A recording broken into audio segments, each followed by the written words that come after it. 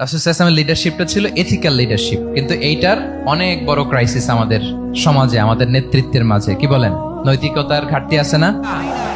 নৈতিকতা বিবর্জিত নেতৃত্ব, এটা দিয়ে কিছুই হয় না। একটা জাতির ধ্বংসের জন্য নৈতিকতা বিবর্জিত নেতৃত্বই যথেষ্ট।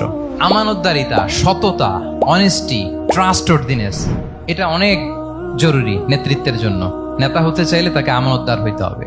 যদি একজন ট্রু লিডার কেউ হতে চায়, তার মধ্যে আমানতদারিতা চাই। কি চাই? আমানতদার, তাহলে ইন্টিগ্রিটি। মজার ব্যাপার হচ্ছে, মক্কার কুরাইশরা, মক্কার লোকেরা রাসূল সাল্লাল্লাহু আলাইহি ওয়াসাল্লামের কাছে এসে আমানতের সম্পদ গচ্ছিত রাখতো। আবু জাহেলের কাছে রাখতো না, উতবা, শাইবা, ওয়ালিদ ইবনে মুগিরা, কারো কাছে রাখতো না। খেয়াল করে দেখেন, দল করে আবু জাহেলের, দল করে কার? কিন্তু আমানত রাখে কার বাসায়? কি অবাক করা কাণ্ড না?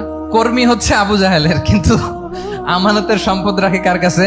মুহাম্মদ সাল্লাল্লাহু আলাইহি ওয়াসাল্লামের বাসায়। রাসূল সাল্লাল্লাহু আলাইহি ওয়াসাল্লাম যেদিন হিজরত করবেন, উনি সাইয়েদনা আলী রাদিয়াল্লাহু তাআলা আনহুকে অ্যাসাইন করে গিয়েছেন যে, আলী তুমি থাকো, তুমি কয়েকদিন পরে মদিনায় হিজরতে যাবা, আমার কাছে যত আমানতের সম্পদ আছে এগুলো তুমি আগে বিলি করে তারপরে যাবে। রাসূল সাল্লাল্লাহু আবু বকর রাদিয়াল্লাহু তাআলা আনহুকে নিয়ে চলে গেলেন। আলী রাদিয়াল্লাহু তাআলা আনহুর টানা 3 দিন লেগেছে যে ডেপোজিট গুলো রাসূল সাল্লাল্লাহু আলাইহি ওয়াসাল্লামের কাছে ছিল, আমানতের যে জিনিসগুলো ছিল, এগুলো বন্টন করতে সাইয়েদনা আলী রাদিয়াল্লাহু তাআলা আনহু 3 দিন সময় নিয়েছেন। 3 দিন। এত পরিমাণ আমানতের সম্পদ রাসূল সাল্লাল্লাহু আলাইহি ওয়াসাল্লামের কাছে ছিল। আল্লাহু আকবার।